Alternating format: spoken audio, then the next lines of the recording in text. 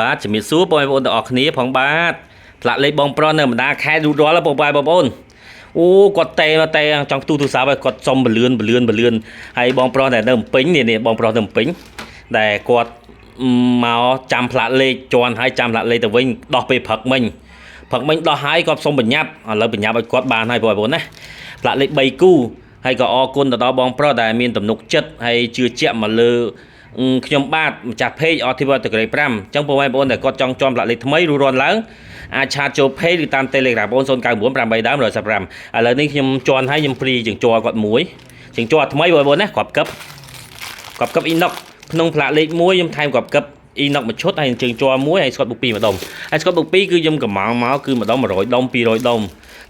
សម្រាប់ free ជូនបងប្អូនអត់ខ្វល់ទេសំខាន់គឺជន់ជូនបងប្អូន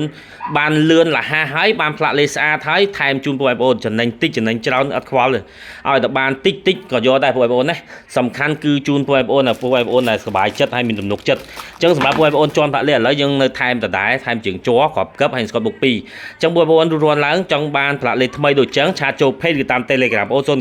8ដើម145ផ្លាកលេខមកគូមកក្រោយបងប្អូនមកគូក្នុងថោមកគូបងប្អូនណា